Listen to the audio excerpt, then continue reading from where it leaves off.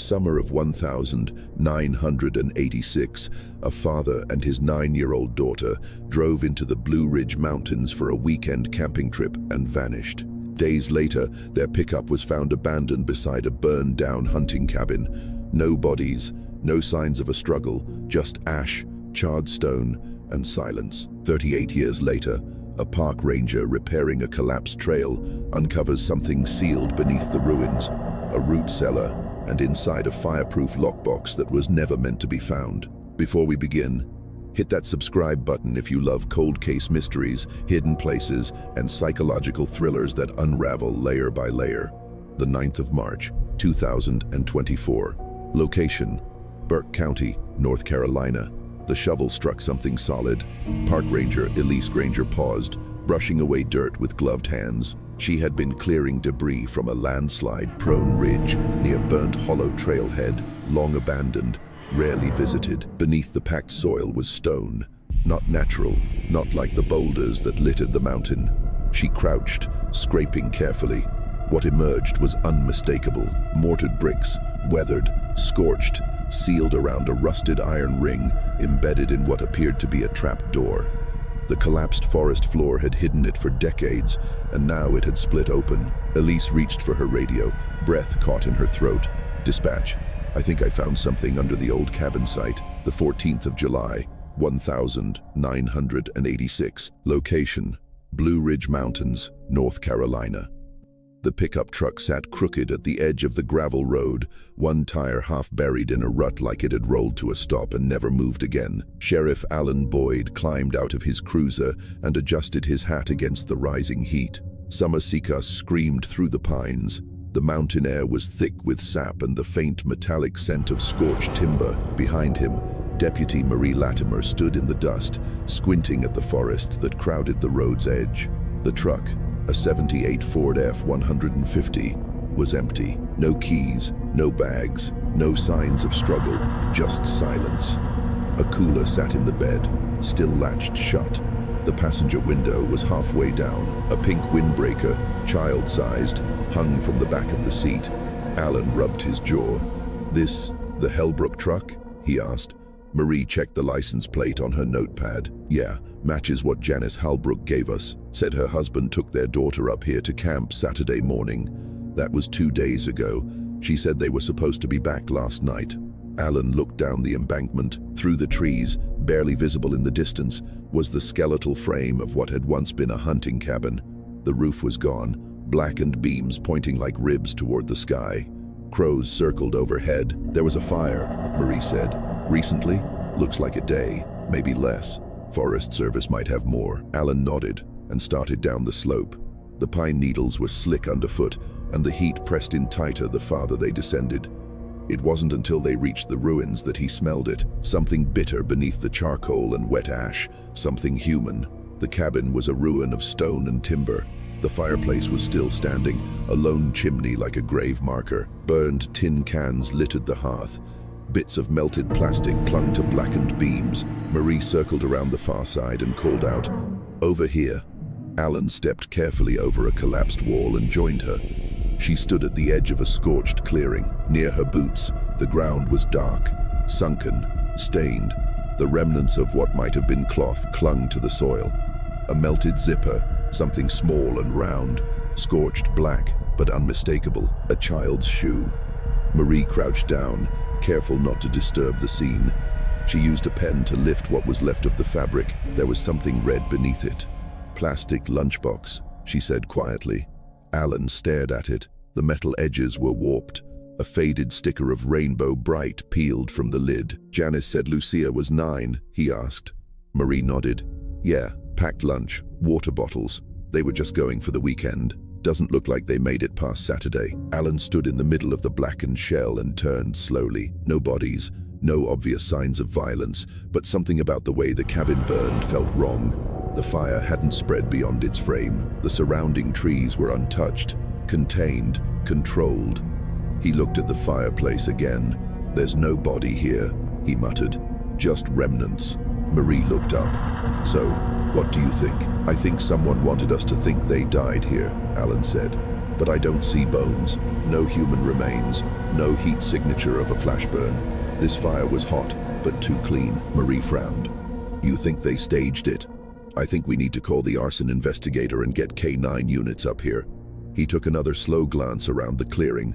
And someone needs to notify Janice Halbrook. In Austin, 2 hours south of the mountains, Janice Halbrook stood at the kitchen sink, staring into the yard, clutching the edge of the counter. Her sister, Beth, sat at the table behind her, slowly flipping through Lucia's coloring books like they were sacred texts. They're just late, Beth said softly. You know Jim, he loses track of time up there. They were supposed to be back last night. Janice's voice was flat. I called his sister, the dental office. No one's heard anything. What about that ranger post he always checked in at? Left a message. No response yet.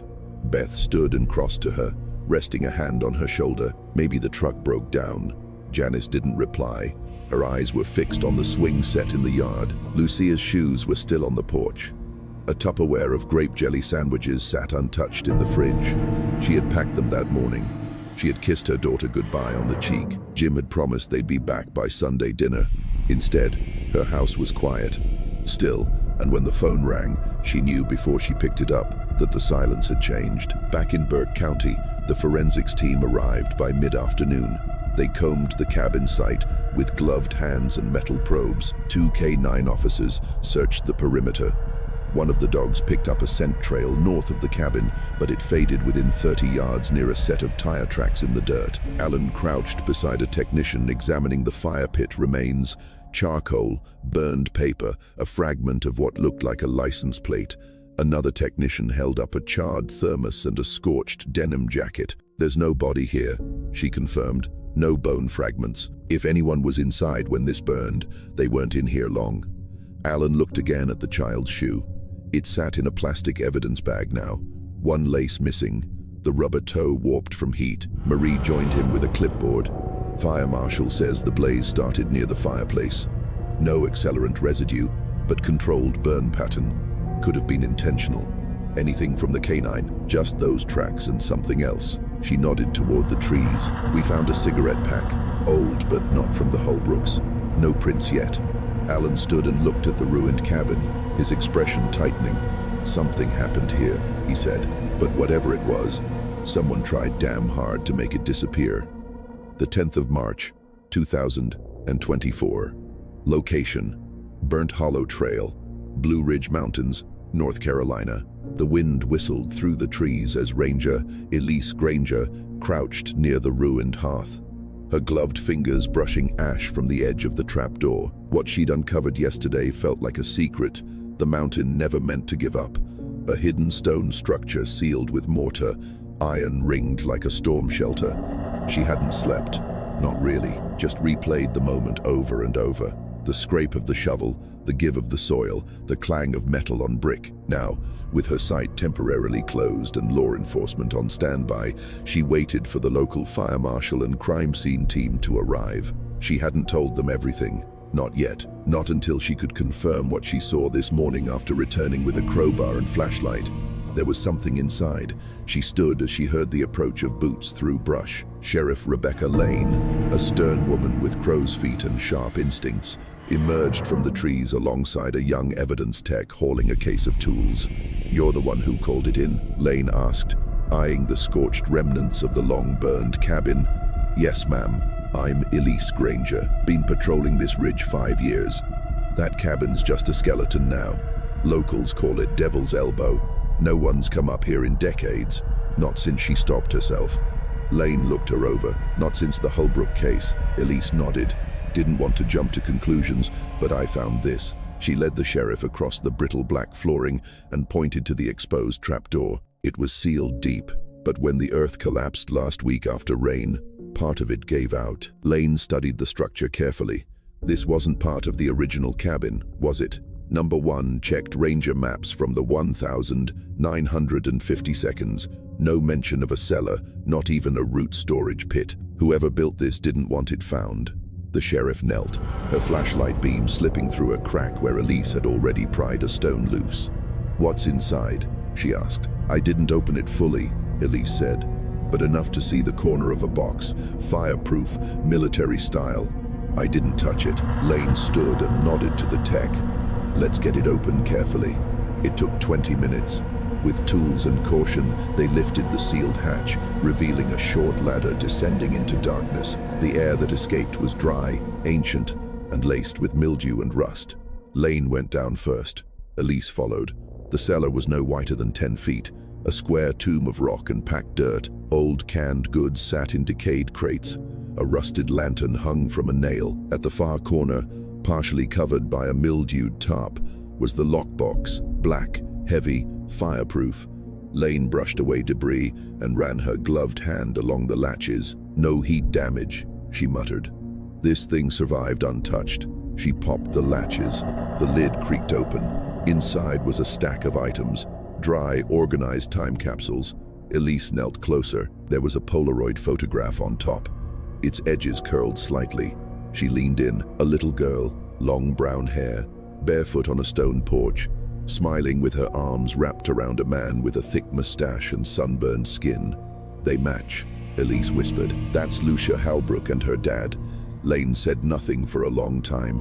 She was staring at what lay beneath the photo, a spiral notebook, the cover warped from pressure, written in pen across the top. "For whoever finds this, the 15th of July, 1986. Back in Austin, Margaret Halbrook gripped her tea mug with trembling hands. Her name hadn't been Margaret in years. She went by Janice now, her middle name. A quiet shift she made after the grief threatened to unmake her, after Jim and Lucia vanished, after the cabin burned and everyone stopped calling. She never remarried, never left the house Jim built for them, and never stopped looking. When the call came that morning, she almost didn't answer. The number was unfamiliar. The voice was calm, professional. "Mrs. Halbrook, I'm Sheriff Rebecca Lane out of Burke County. We found something in connection to your husband and daughter's case. We'd like to ask you to come identify it in person." Margaret's hands had gone numb. She could barely hold the pen to write down the directions, and when she called her sister Doris, all she could say was, "It's about Lucia." 3 hours later, they were winding their way up a mountain road in a sheriff's vehicle. Margaret sat in the back seat beside Doris, her knuckles white around her purse strap. She hadn't been this far north in almost 40 years. "Do you remember that weekend?" Doris asked gently. "All of it?" Margaret's voice was firm. "Jim packed the cooler. I braided Lucia's hair. She made me promise we'd go get blueberry pancakes when they got back." Doris didn't reply. She reached over and took her sister's hand. Ahead, the cruiser pulled into a clearing beside a ranger's truck. Yellow tape flapped lazily in the breeze around the collapsed ruins. The cabin, or what remained of it, stood like a memory burned into the mountain. Elise Granger met them at the edge of the trail. "I'm sorry for the circumstances," she said, voice quiet but steady, "but I think it's time someone knew what was buried here." She led them carefully across the burned flooring to the edge of the open cellar. When Sheriff Lane handed Margaret the Polaroid, her breath caught in her throat. "That was the porch at the cabin," she whispered. Lucia had just lost a tooth. She was so proud of that gap. Her voice trembled. "And Jim, he looks like he was trying to stay strong for her." Beneath the photo was the spiral notebook. Elise offered it to her. "We haven't read it yet. We thought it should be you." Margaret took it slowly.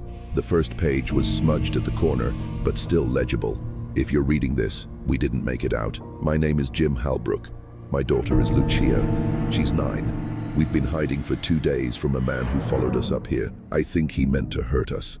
I've locked us in this cellar. I've sealed it the best I can. I don't know if anyone will find us, but if you do, please tell my wife I tried." Margaret's legs nearly gave out.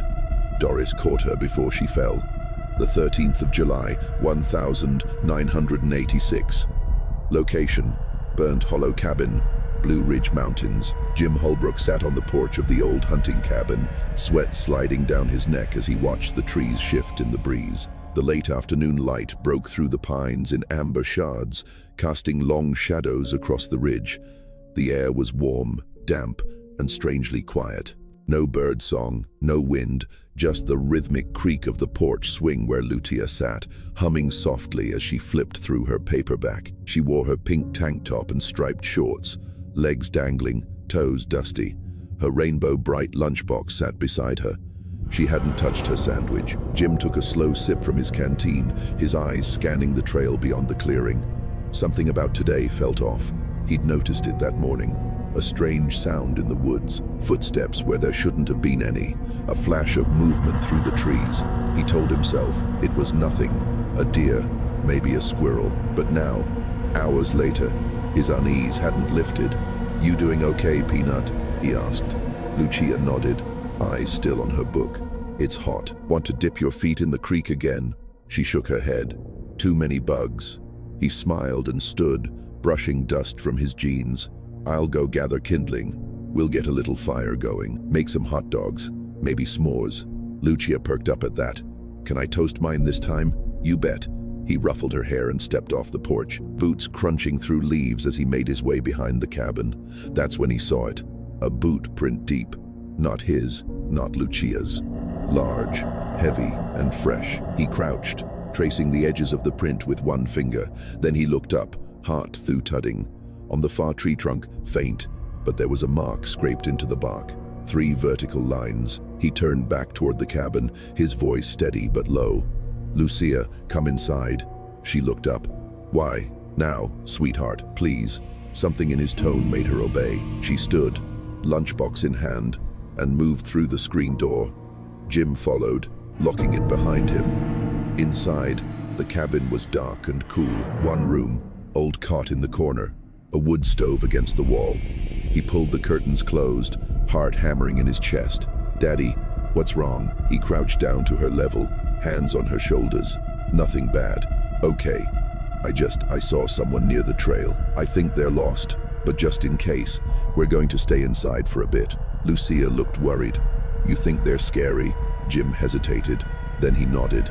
Maybe that night. Jim didn't sleep. He sat in the wooden chair by the stove, rifle across his lap, ears tuned to every creak of the cabin. Lucia had curled up in her sleeping bag beside him, thumb in her mouth, her other hand gripping his shirt. Sometime after midnight, it began. The creaking, the soft crunch of feet on pine needles, then the knock. One knock, just one. Jim stood slowly, moved toward the window. He saw a figure just beyond the tree line, not moving, just standing. He raised the rifle and shouted, "Get out of here, I'm armed." No response. "Lucia, get your things," he said quietly. "We're leaving." He opened the trap door to the root cellar, a feature he'd found only by chance, half buried beneath pine needles behind the cabin.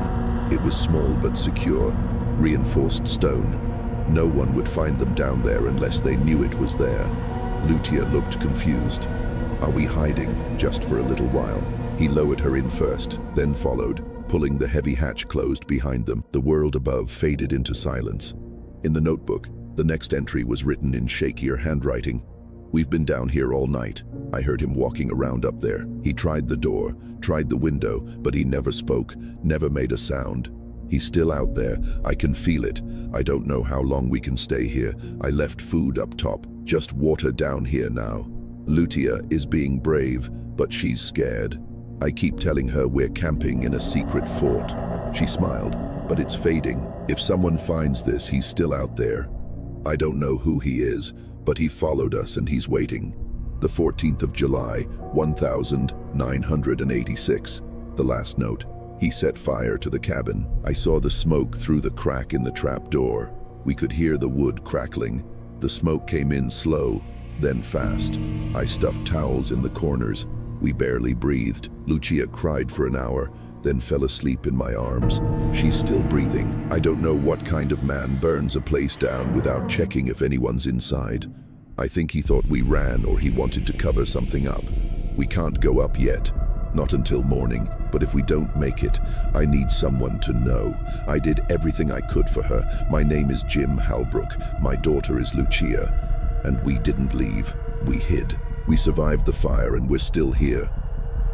The 10th of March, 2024. Location: Burnt Hollow Root Cellar, Blue Ridge Mountains.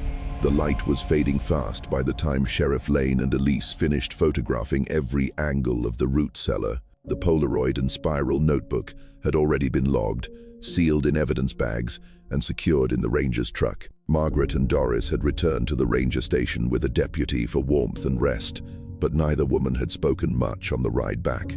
Elise remained behind, uneasy. She crouched again at the foot of the ladder, brushing soot from the cellar's far corner where the earth had collapsed slightly, exposing a shallow cavity beneath what had once been a support beam. Something caught the beam of her flashlight. Fabric color. "Elise," Lane called from above. "What are you doing?"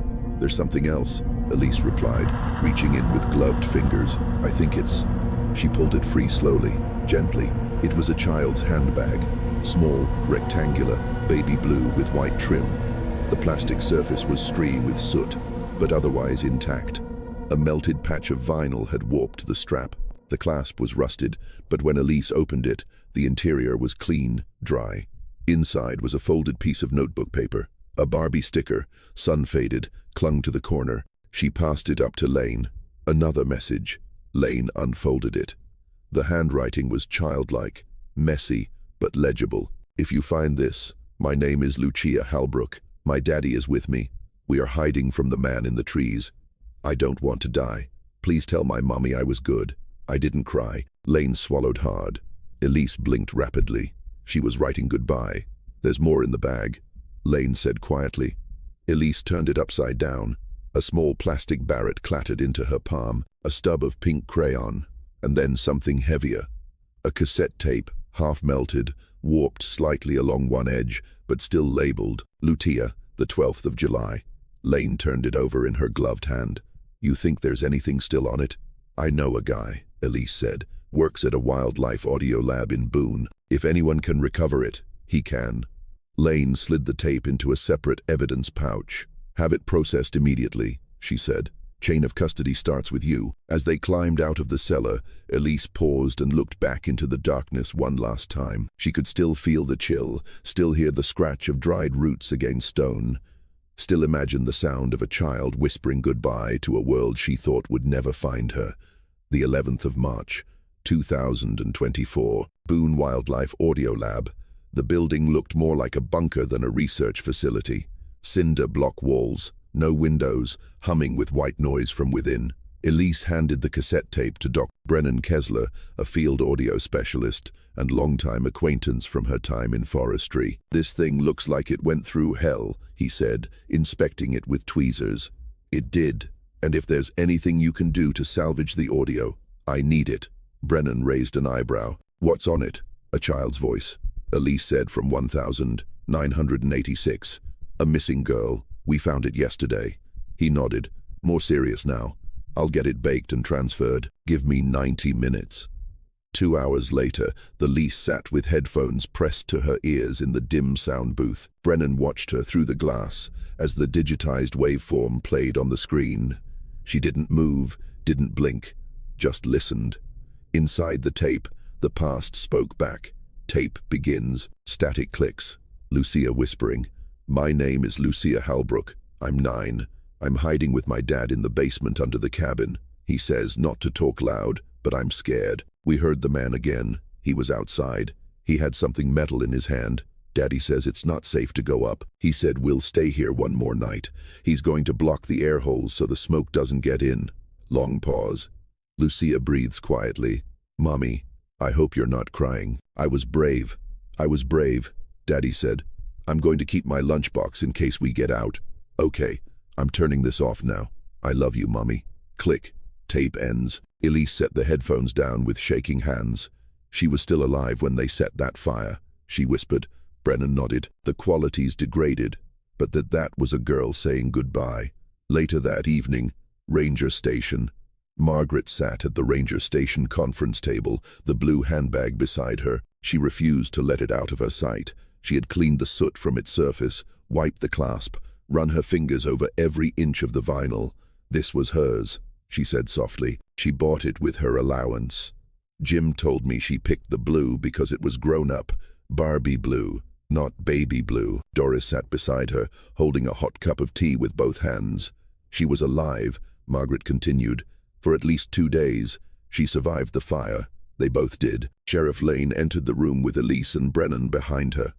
Margaret looked up as Lane placed a laptop on the table. "We recovered audio from the tape," Lane said. "It's Lucia's voice. She made it the day before the fire. Would you like to hear it? Margaret nodded, lips trembling. Lane pressed play. As Lucia's voice filled the room, Margaret covered her mouth, sobbing silently.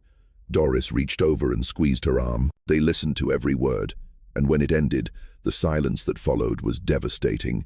Margaret straightened slowly, her eyes red, but clear. She didn't die that night. Lane hesitated. We can't say for certain. She said she was saving her lunchbox, that she wanted to bring it out with her. If she was going to die, she wouldn't be planning. Doris nodded. Jim was clever. If he survived the fire, he would have waited for night. He would have carried her out. Margaret turned to Lane. If there's any chance Lucia lived past that night, then someone took her. The 14th of July, 1986. Location, Burnt Hollow Ridge, Blue Ridge Mountains. He waited until just past midnight. The woods were quiet, even the cicadas silenced. The smoke had thinned, and the fire had done its job. The man crouched at the edge of the clearing, a red gas can cooling in the grass behind him, the scent of vapor still clinging to his clothes. The cabin was nothing more than glowing embers and blackened frame. Now the roof had collapsed inward hours ago, flames eating their way through decades of dry wood. He'd watched the entire thing from the trees, expression unreadable. He hadn't seen anyone run out. He hadn't expected to. He stood slowly, stepping into the clearing. His boots cracked through the crust of charcoal and ash. He moved like a man on a mission, deliberate, unhurried, like he'd done this before, because he had. He'd been following them since Friday. From the moment the man and his little girl stopped at the gas station in Morgan, the girl had picked out a soda. The man, still in a dress shirt like he hadn't changed from work, had filled up the red pickup and bought 2 bags of ice. The man had said something to the cashier about taking his daughter up to the family cabin. Just us two, he'd added. Get her away from all the noise. He remembered the way the little girl had held her dad's hand. Too trusting, too easy, the same way they always were. Now he knelt near the hearth, where the stone still radiated heat. Bits of melted metal clung to the ash. He used a stick to poke through what remained of the stove, a rusted pan, part of a tin can, but no bodies. He frowned. He'd done a full circle around the cabin before lighting the fire. The truck was still up on the ridge. Their gear had been laid out. Blankets, food, water, but something about it all felt unfinished. The man had made a mistake. He didn't just run. He hid. The stranger turned back toward the woods and walked 20 yards to where a pine tree stood, with its lower branches broken. He knelt again and examined the ground. A boot print, smaller, lighter child's. He grinned slightly. Later that night, Lucia lay in the root cellar, eyes open, body trembling. Her ears rang from the heat at it. Smoke had seeped in earlier, thick and choking, but her dad had wrapped wet towels around the vents and held her close until her coughing stopped. Now everything was still again. She could hear her father's breathing, hear his heartbeat beneath her cheek. "Daddy," she whispered. "Is it over?" "I think so," Jim murmured. They lay together on the dirt floor, wrapped in the emergency blanket. He hadn't moved in hours, just listened, waited, and that's when he heard it. Footsteps, slow, purposeful, right above them. He held his breath. A pause, then a scraping noise. Wood against stone, something shifting near the edge of the hatch, a dragging sound like someone pulling a branch or beam across the floor. He moved his hand gently over Lucia's mouth and pulled her closer. She froze, clutching his shirt. The footsteps circled once, twice, then silence for almost an hour. Then they were gone. The 15th of July, 1986. Dawn. The man returned just before sunrise. He stood at the crest of the trail above the cabin site, watching the smoke curl lazily into the morning air. His hands were blackened with soot, his face streaked with sweat. He pulled something from his pocket, a pink Barrett warped slightly from heat. He turned it over once, then tossed it into the ferns beside the trail. Then he walked back to the road where his vehicle waited. Not the truck he'd used before. This one was different. Older plates removed. He drove slowly, gravel crunching beneath the tires until the road curved out of sight, leaving behind only the ashes and the secrets buried beneath them. The 12th of March, 2024. Burke County Sheriff's Office. Sheriff Lane tapped the photograph gently. It was a scan from the old evidence archive. A blurry still from a 1986 gas station security camera. The resolution was poor, but the details matched. Man in jeans, button-up shirt, aviator sunglasses, red gas can in hand. Elise leaned over her shoulder. "That's him. We think so." Witness back then described a man buying gas the same morning the Holbrooks went missing. Paid in cash, no name, but the timestamp lines up. Margaret sat nearby, holding the now sealed handbag in her lab. "That gas can," she said softly. "It's in the police photos from the cabin. Burned plastic handle. They found it near the treeing." Lane nodded. "We just never had a suspect. No fingerprints, no license plate." Doris leaned forward. "You think this man burned the cabin?" "I think he watched it," Lane replied. "I think he waited, and I think he took something before he left." Margaret's voice barely rose above a whisper. "Then my daughter might have survived the fire only to be taken by him." Lane said nothing, but she didn't argue. The 13th of March, 2024. Location: Austin, Texas. Holbrook residence. The attic was musty, layered in the same fine dust that had settled over everything Margaret Holbrook never had the heart to throw away. Doris stood at the bottom of the ladder. "Are you sure you want to do this now?" Margaret didn't answer. Her hands were already on the old pine desk, shoved against the back wall. It had belonged to Jim. His filing drawer still labeled in faded masking tape. Receipts, photos, trip journals. She opened the middle drawer and pulled out a shallow tin box. Inside were several rolls of undeveloped 35mm film. She held one up to the attic light. The label on it read in Jim's handwriting, "Burnt Hollow, the 8th of July 6. Her heart seized. "Doris," she called softly. He took pictures before they disappeared. 3 hours later, Austin Film and Memory Lab. The technician looked up from his station, brows raised. "You said this is from 1986. Margaret nodded. Elise Granger stood beside her, having flown in from North Carolina that morning with Sheriff Lane's blessing. "It's in surprisingly good shape," the tech continued. "A little faded, some heat warping, but I can recover most of the images." "Want me to print and digitize?" "Yes," Margaret said. "All of them." An hour later, the photos were laid out in a single long row on the counter, glossy and still drying. Lutia's face was in nearly every frame, barefoot on the porch, sitting on a log, eating a sandwich, waving a stick like a magic wand. Her smile was wide, her hair pulled back in pigtails. Jim appeared in a few.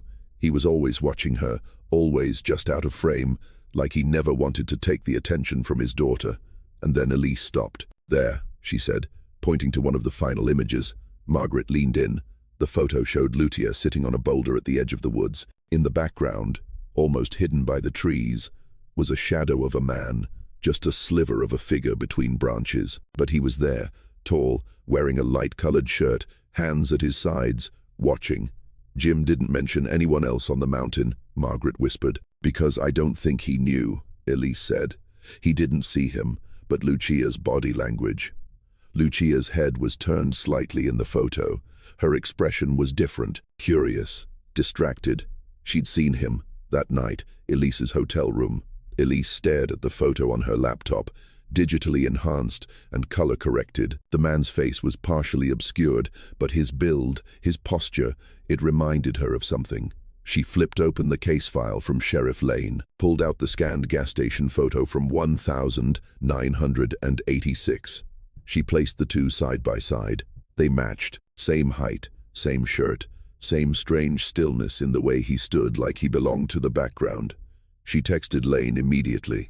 "We have a match. The man from the gas station was on the mountain. In Jim's photos, Lucia saw him, and then she typed another line. He didn't come for the cabin. He came for them." The 14th of March, 2024. Location: Burke County, North Carolina. Sheriff Rebecca Lane stepped out of her cruiser and stared at the sagging roofline of the Red Pines Motor Lodge, a squat L-shaped building 10 miles south of Burnt Hollow. The sign still flickered vacancy in faded neon, paint peeled from the door frames. A rusted ice machine stood silent under a cracked awning. Inside, the front office smelled of stale cigarettes and bleach. The man behind the counter, maybe late 60 seconds, looked up from a worn Sudoku book. "You're here about 1986. he said before she could speak. I heard from dispatch. Lane showed her badge. You the owner? Sort of. I manage it now. My dad ran it back then. Harold Tripp. He kept everything. Had a thing about records.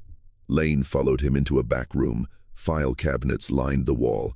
One sat open already, labeled 1986. I pulled July for you. You're lucky he was still using paper, then switched to digital in the 90 seconds. He handed her a leather-bound guest ledger with sun-warped pages. Lane sat at the table, flipping slowly through July entries. Room 8, Room 3, Room 5, and then on the 11th of July, Room 6. James Kell paid cash. 2 nights of phone number field left blank. Plate number none recorded. Lane squinted. Do you remember this guest? Tripp shrugged. Nope, but he didn't use his real name. Nobody used James Kell. That's the name from that horror book, right? The cannibal one. Lane stiffened. You mean The Silence of the Lambs? Yeah, that guy. Hannibal's fake name. My dad used to joke about it. Said anyone checking in with a fake movie name probably didn't want to be remembered. She pulled her gloves on. Mind if I borrow this page? He nodded. Just leave the rest of the book here. Lane slipped the page into an evidence sleeve, then paused. Something shimmered faintly on the upper right corner where the man had signed. An oily residue. Do you still have the old fingerprint kit? She asked. The manager grinned. You think I don't? 2 hours later, Burke County Forensics Lab. The partial print was faint, smudged at the edges, but usable. Lane stood over the tech's shoulder as he scanned it into the database. I've got a match, he said, eyes widening. Lane held her breath. Name, Victor Dane Tillman, dubbed the 12th of January, 1949. Known aliases, James Kell, Vincent Dale, Curtis Rann. Status, deceased, reported. Last confirmed sighting, 1986. Tennessee border, presumed dead. 1987, no body recovered. Lane stared at the screen. No, she said, he's not dead. Background check compiled by Elise Granger, Victor Dane Tillman, born in Ohio. Multiple arrests between 1974 to 1985 for trespassing, assault, and suspected abductions. Never convicted. Known to use multiple identities. Often lived off-grid, staying in cheap motel, forest shacks, and remote campgrounds. Former electrician and wilderness guide. Last confirmed sighting, a gas station outside Kingsport, Tennessee, in August 1986, weeks after the Holbrooks vanished. Vehicle, 1978 brown Oldsmobile Vista Cruiser, unregistered after 1987. Notable detail. Tillman was briefly investigated in 2 separate disappearances, a boy from Kentucky in 1982 and a girl from Missouri in 1985. No charges were filed. Both cases remain unsolved. The 15th of March, 2024. Holbrook residents Margaret sat at the kitchen table with Elise, Sheriff Lane, and Doris. So, you're saying this man, this Tillman was stalking them? Margaret asked, voice hollow. Lane nodded. We believe he followed Jim and Lucia to the cabin, stayed nearby, waited. We now know he used a fake name to check into a motel less than 15 miles from the trailhead, and he had a red gas can. Margaret clutched the developed photo in her hand, the one showing the sliver of a man between trees. He's in this picture. Lucia saw him. We believe he returned after the fire, Elise added, and he may have found the root cellar. Margaret looked up sharply. Then if he opened it and found them, her voice cracked. Did he kill them or we don't know yet, Lane said. But Tillman didn't resurface again. No arrest records, no bank use, nothing. Elise leaned forward, or he took someone with him, someone small, someone who could be hidden. The table fell silent. The 16th of March, 2024. Location, Pisgah National Forest, North Carolina.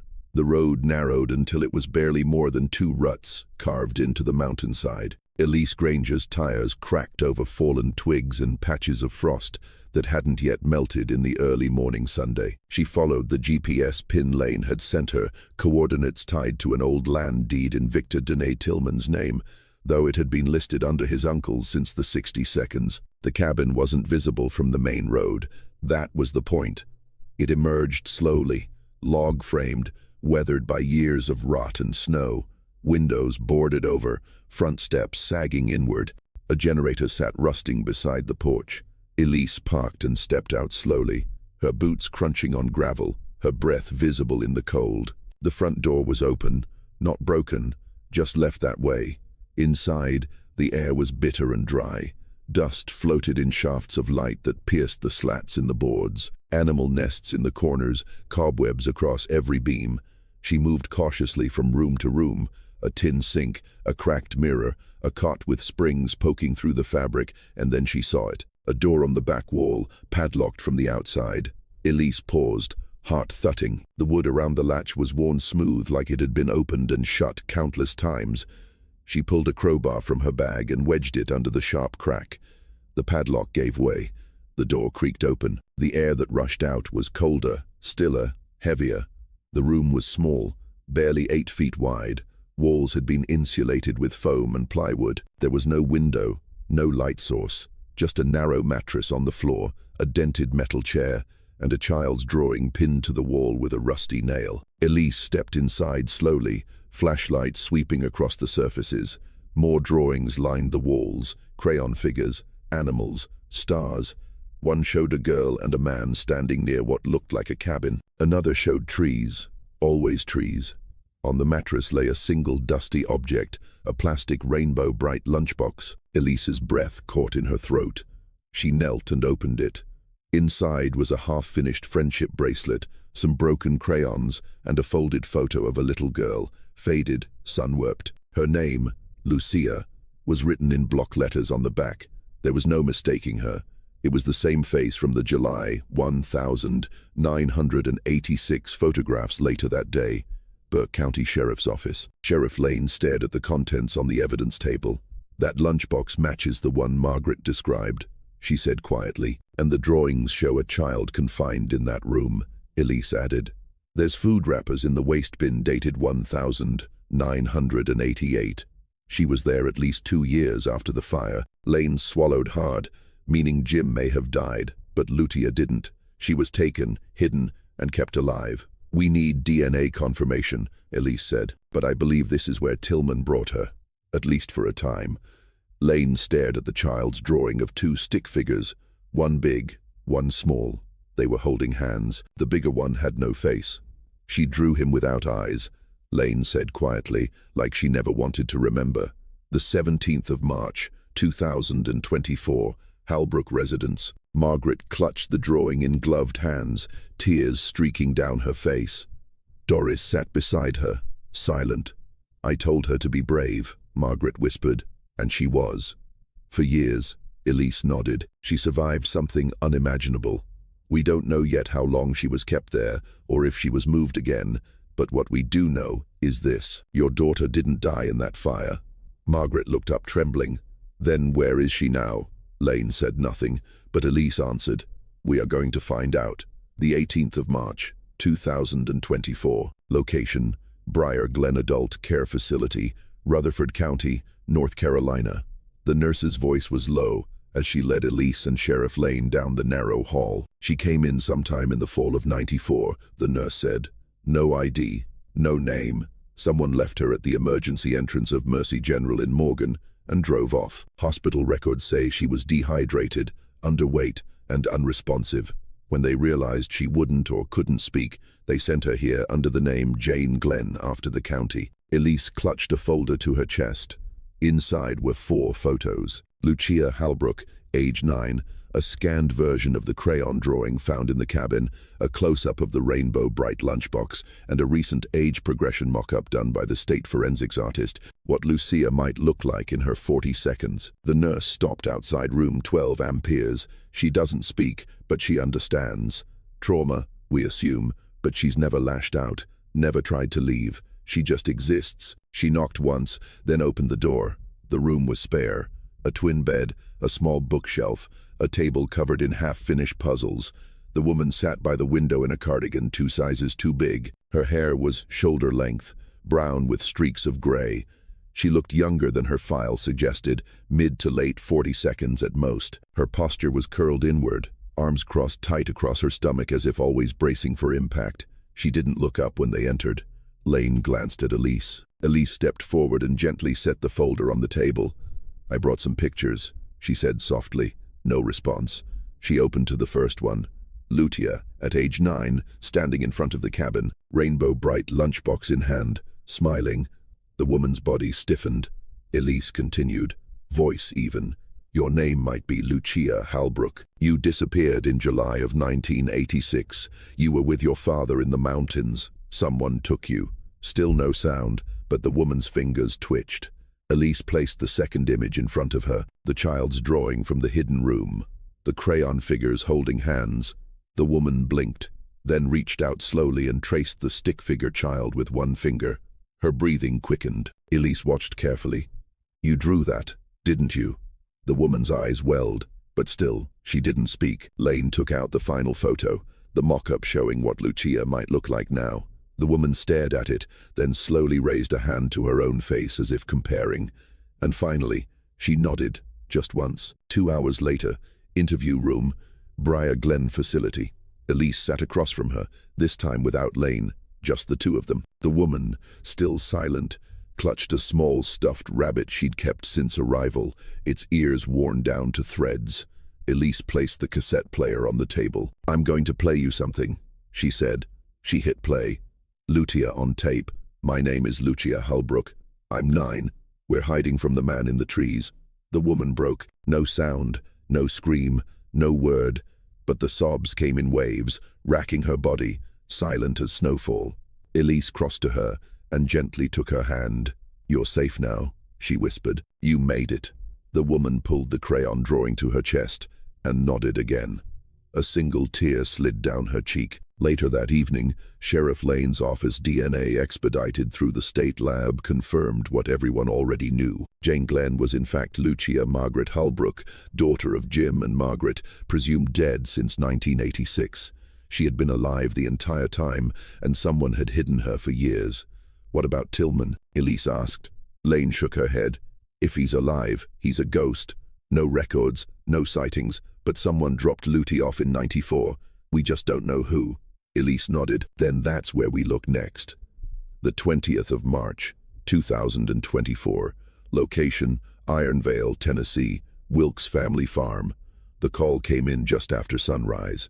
An old car, brown 1978 Oldsmobile Vista Cruiser, had been discovered behind a rotting livestock barn on the edge of a foreclosed property outside Ironvale. The Wilkes family had owned the farm for generations, but after the last matriarch passed, the land was auctioned.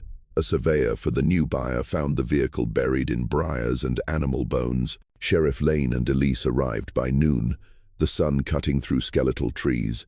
The car was sunken into soft earth, all 4 tires deflated. The windshield cracked, its once gleaming paint now a patchwork of rust and moss.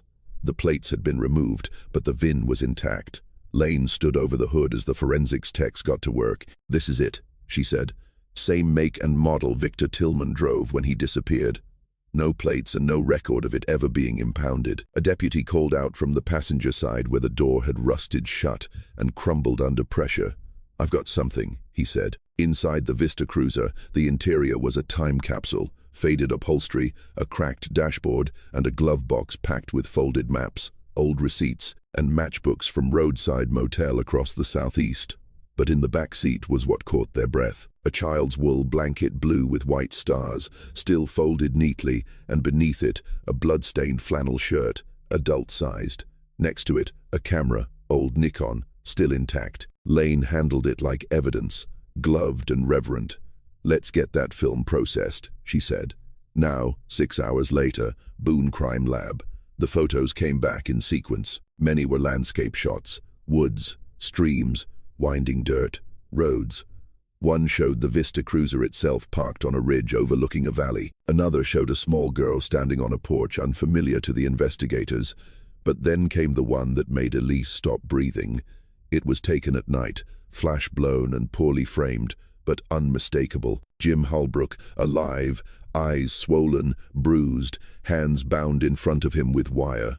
He sat on a wooden chair in what looked like a shed or basement, his shirt torn, matching the one found in the car. The photo timestamp faded, but legible. The 4th of August, 1986. Over 2 weeks after the fire. Later that night, Margaret's home, Austin Elise, sat across from Margaret and Doris, the photograph in a folder between them. "We believe Jim survived the fire," Elise said gently. "He was taken like Lucia, but we haven't found any record of him after this." Margaret opened the folder with trembling hands and looked at the image. Her mouth parted, and for a long moment, she said nothing. "That's his look," she finally whispered. "He always clenched his jaw like that when he was afraid, but didn't want me to know." Doris reached across the table and placed her hand on her sister's. "They tortured him," Margaret said. "Didn't they?" Elise didn't answer directly. She didn't have to. The 21st of March, 2024, Lane's office. A forensics report confirmed the blood on the shirt was Jim Halbrook's. "This changes everything," Lane said. "Tillman didn't kill them both in the woods. He kept Jim alive. But for what?" Elise turned to the map found in the glove box. Dozens of hand-drawn marks, trails, cabins, one spot circled in red. "Deep in the Smokies. No roads, no towns for miles," she murmured. "What's there?" Lane answered grimly. "Only one way to find out." The 22nd of March, 2024. Location: deep within the Great Smoky Mountains. They left the trail behind after only 40 minutes. The path to the red circle on the old map was no longer a path. Trees had reclaimed everything, and thorns tore at Elisa's sleeves as she followed Sheriff Lane through dense brush and moss-slick rock. The elevation climbed steeply, each switchback narrower, the woods heavier with silence. No birds, no wind, just the sound of boots on damp earth and breath in the cold air. Lane checked the GPS again. "We're close." They broke through a line of saplings and stopped.